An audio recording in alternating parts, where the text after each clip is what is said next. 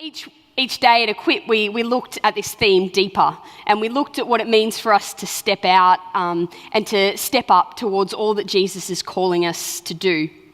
And we wrestled with what it looks like to have faith to follow even though bad stuff happens in our lives, what it means to have faith to follow when we have doubts, when we stuff up, when he calls us to something bigger.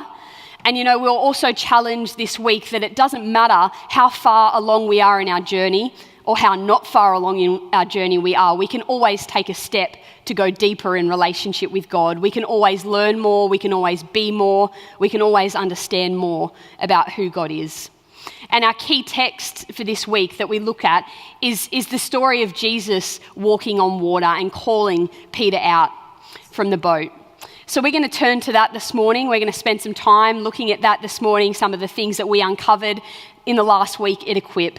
And so I'm going to read, if you want to turn with me, if you've got your Bibles, from Matthew chapter 14, and I'm reading verses 22 to 23, and I'm going to read it from the Message version this morning. Matthew chapter 14, 22 to 23. As soon as the meal was finished, he insisted that the disciples get in the boat and go on ahead to the other side where he dismissed the people. With the crowd dispersed, he climbed the mountain so he could be by himself and pray. He stayed there alone late into the night. Meanwhile, the boat was far out to sea when the wind came up against them and they were battered by the waves. About 4 o'clock in the morning, Jesus came towards them walking on the water. They were scared out of their wits. "A ghost," they said, crying out in terror. But Jesus was quick to comfort them. "Courage, it's me. Don't be afraid." Peter, suddenly bold, said, "Master, if it's really you, call me to come to you out on the water." He said, "Come ahead." Jumping out of the boat, Peter walked on the water to Jesus. But when he looked down at the waves churning beneath his feet, he lost his nerve and he started to sink. He cried, "Master, save me." Jesus didn't hesitate. He reached down and grabbed his hand. Then he said, "Faint heart, what got into you?" The two of them climbed into the boat and the wind died down. The disciples in the boat, having watched the whole thing, worshipped Jesus, saying, "This is it.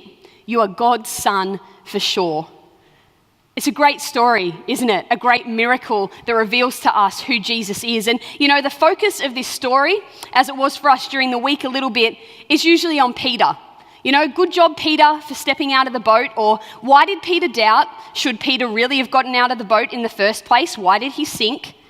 But this story is so much more than just about Peter. It's not just about what Peter is or what Peter does. This miracle is a revelation of who Jesus is. God, the I am, fully human, yet able to defy what humans think is possible. And sometimes I think we've become a little bit desensitized to this story. I know that I have. We've read it or heard it so many times that we think, yeah, cool, Jesus can walk on water. But that's crazy. Jesus walked on water. So we're going to look at what Peter did, but I really want to focus on the hero of the story. I want to focus on what Jesus does and what he reveals about himself in this situation, because actually we discovered this week that in order to have faith in Jesus, we actually have to know him. We have to know something about his character and who he is and what he does for us. So just quickly this morning, I want to talk about 3 things that Jesus does in this story that I think enable us to actually go deeper. If we know these things about Jesus and what he does, then we can step out of the boat and step into the water. So the first thing I want to take a look at this morning is the fact that Jesus compels.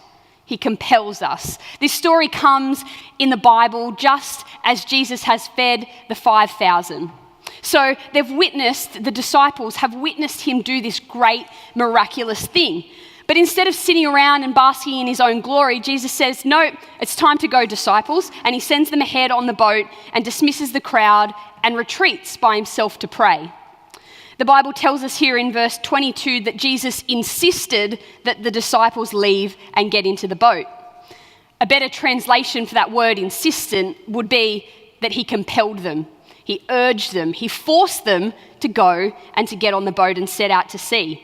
Why would he do that? Why does Jesus insist that they leave what was good and go and get on this boat?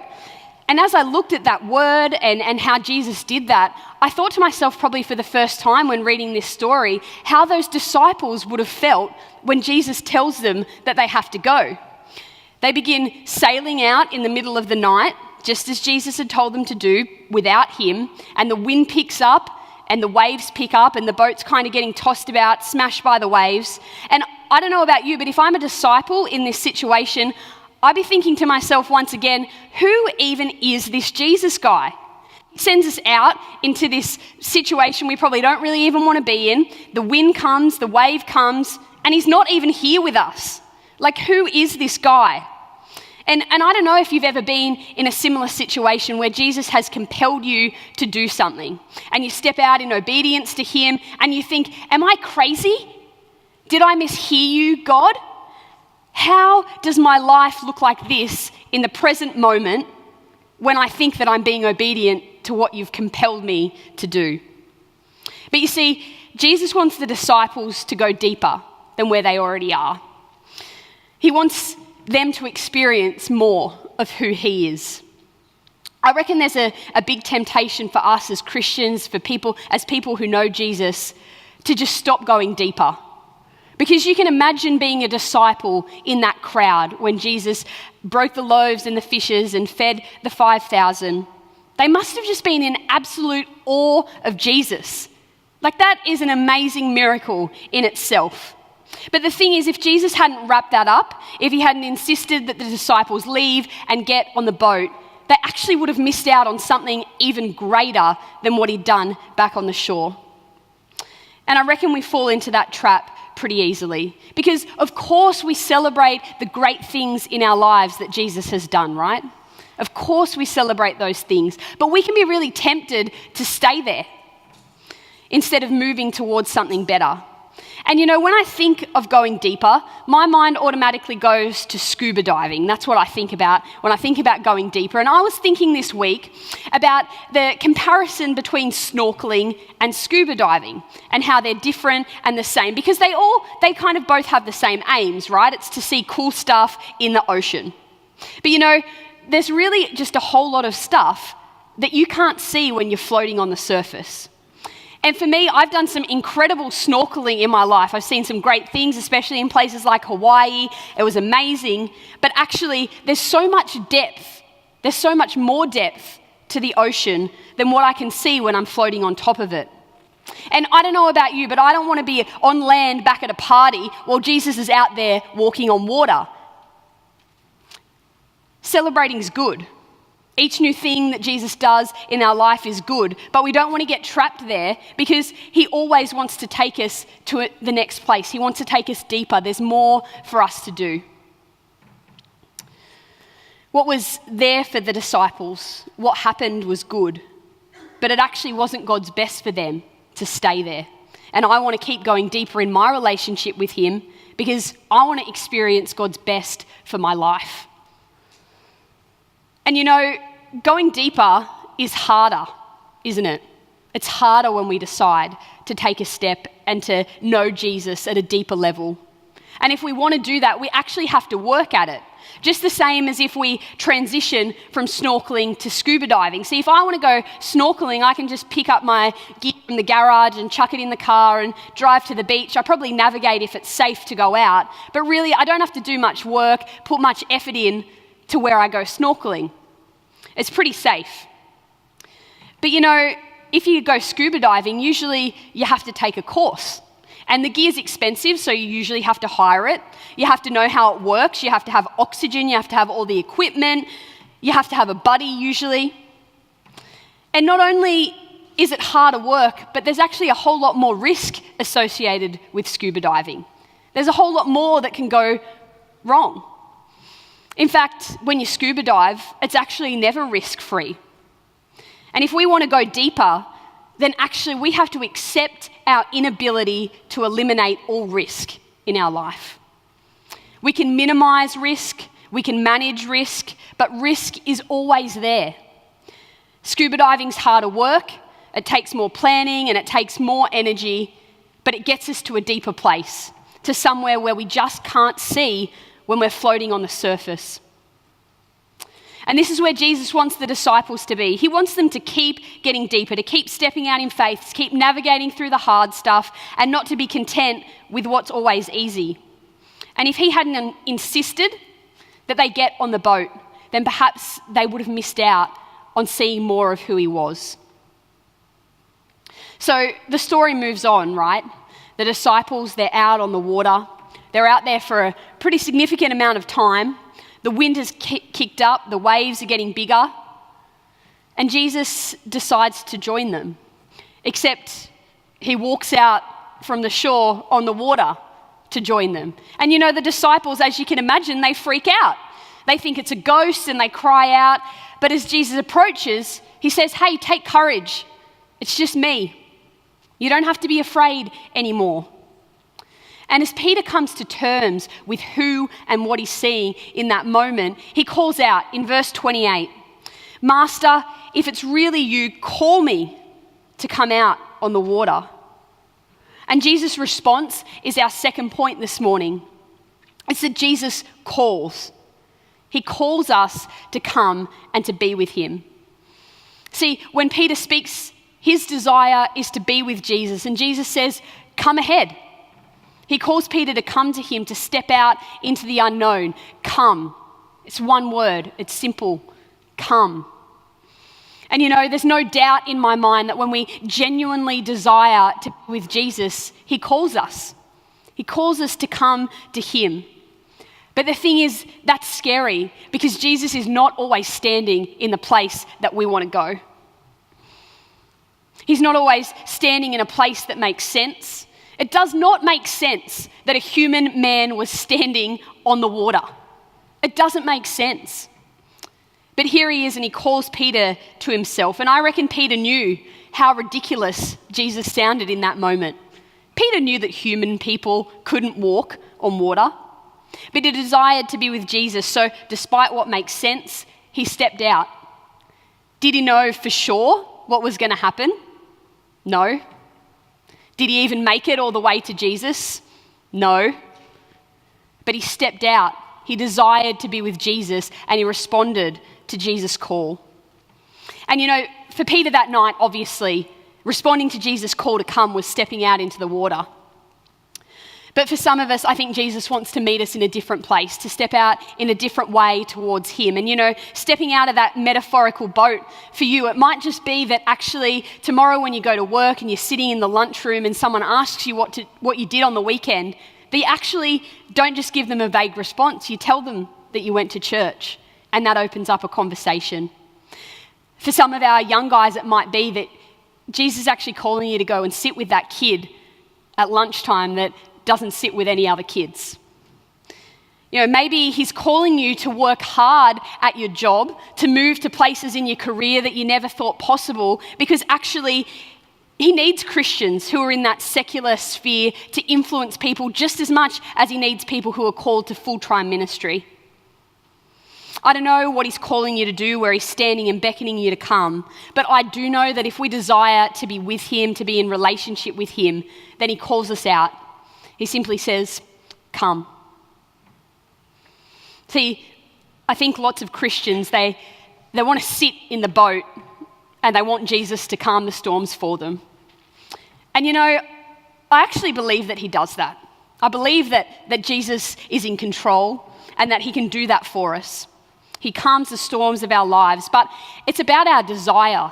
Our desire should not be to sit there in the boat. Our desire shouldn't be to live comfortably all the time. Our desire should be to get closer to Jesus. And sometimes that means stepping out of the boat. And you know, those 11 other disciples, they might have thought that Peter was crazy. And in that moment, they might have thought that actually they were safer, they were better off. But how many of them walked on water? 0. None. And even though it didn't make sense, he didn't make it all the way to Jesus, I reckon I would have rathered be Peter. I would have rathered step out. So I want you to consider this morning, in what areas of your life is Jesus over there calling you to come to him? Maybe you're super aware of the things that he's calling you to do, and you just actually have to take that step. Maybe for some of you, as you pray this morning, he might reveal some more of that to you, and you need to take that step again. Maybe for some of us, which I think we can get comfortable in this, is that we actually think that Jesus is done calling us out, but he's not. In every stage of life, every step of our journey, we can take more steps. We can go deeper. We can know Jesus more. We can see more of who Jesus is. So Peter has stepped out on the water, and he actually walks for a little while towards Jesus. And verse 30 tells us this. But when he looked down at the waves churning beneath his feet, he lost his nerve and he started to sink. He cried, "Master, save me." You know, we always put Peter down at this point, don't we? Why'd you doubt, Peter? You knew that Peter was there. He took his eyes off Jesus, his faith wavered, he got spooked by the waves and the wind. But actually, how many of us, when the waves of life come, can truly say that we've never taken our focus off Jesus? That we were never shaken, that we were never doubtful? Of course we all have done that, right? All of us doubt, all of us get scared, all of us lose our nerve when the wave crash in. And some of us, we don't even get off the boat because the circumstance of life are just all too frightening for us. See, what happens to Peter, it just reminds us that Peter was human. And it reminds us that we're human, and humans can't walk on water. But what's more important in this part of the passage is this, and this is our third point this morning, it's that Jesus catches us. Jesus catches us. See, as Peter started to sink, he cried out to Jesus, and this is what it says in verse 31. Jesus didn't hesitate. He reached down and grabbed his hand. Just let that sink in for a second. Jesus didn't hesitate. In the NIV version, it says, immediately Jesus reached out his hand and caught him. See, Peter steps out despite his doubts. I am sure that doubts existed for Peter in that moment. He chooses to be active in his faith, even though he doesn't fully understand. And when Peter loses his nerve, when he takes his eye off Jesus, guess what Jesus does? He reaches out and he catches him. See, we don't have to be fearful about stepping out, because when we begin to sink, we have to trust that Jesus is going to pull us up. It doesn't mean that we're reckless, that we take risks that we haven't thought about. But when we step out in pursuit of his call, we can absolutely trust that he will catch us when we begin to sink. We can absolutely trust. See, Jesus might ask us after we begin to sink why we doubted. He might challenge us about our level of faith, as he does for Peter. But he will catch us because he's a God of grace and a God who doesn't give up despite how doubtful, despite how scared, despite how distracted we can potentially get. He doesn't give up, and he always catches us. And while I absolutely believe in the grace of God and that he will do that, I reckon if we want to step towards living out what God is calling us to, his best for us, I think that we can also play a part in minimising the waves that come and hit us and that knock our focus off Jesus. Because I think actually waves can be different, you know, like there's inevitable waves of life. Like someone dies, or you get sick, you lose your job, you have a car accident. All these things are pretty inevitable. And I reckon there's enough of those things alone in our life that distract us from Jesus, that pull our focus away from him.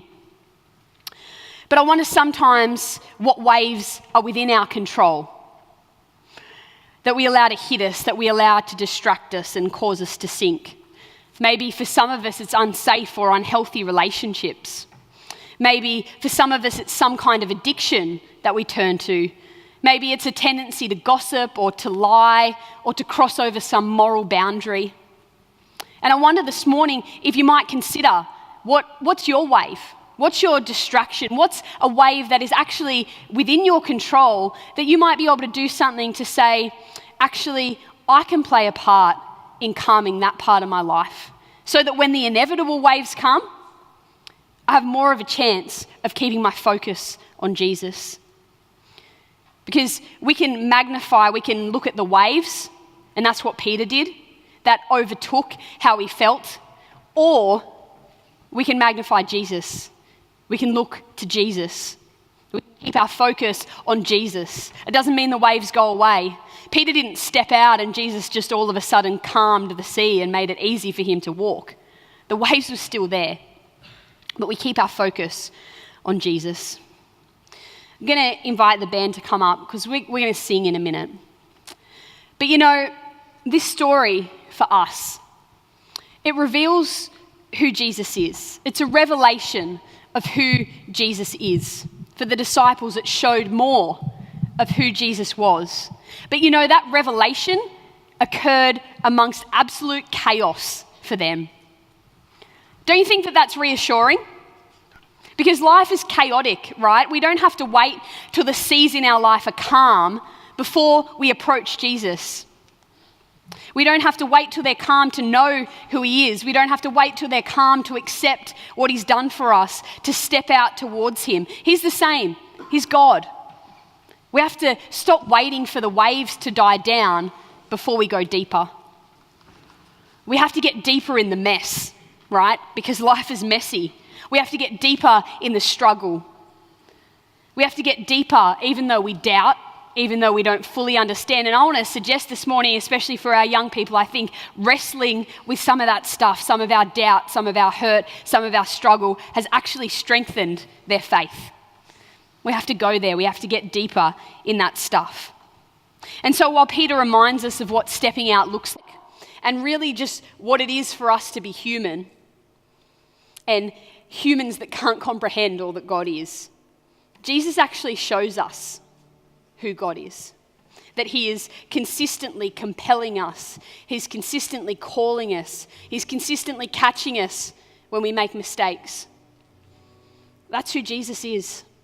And I think that's why we can then go deeper, why we can step in to what he's calling us to do, because we know that about him. This morning we're going to sing a song that we've sang many times before. But it wasn't until this week, I don't think, that one of these lines really hit me as I was preparing for this meeting, listening to this song. And in the second verse it says, "Your grace abounds in deepest waters. Your sovereign hand will be my guide. Where feet may fail and fear surrounds me, you've never failed and you won't start now. Your grace abounds in deepest waters." It's in deepest waters that his grace is most prevalent. It's in most copious supply. When the waves hit, when we don't really know what's going on with life, that's where his grace abounds. That's where Jesus stands. And that's where he calls us to go. So this morning, we're just going to take some time to pray. And I want to invite you this morning, if you want to, the mercy seat is open and you can come and pray. I'm sure some of our young people would love to pray with you. They're pretty fired up, they're charged up, they're ready to go. But maybe for some of us this morning, you need to acknowledge that you do need to step out in faith. Maybe you need to acknowledge that you need to wrestle more with your doubts and your fears and your insecurities and say, actually, Jesus, you are greater than that. And I'm going to choose to put my focus on you instead of on the waves. So just as we sing this morning, take a moment to pray, to be quiet in yourself before God and to listen to him. And then if you want to come and pray, I'd invite you to do that as well. Let's sing.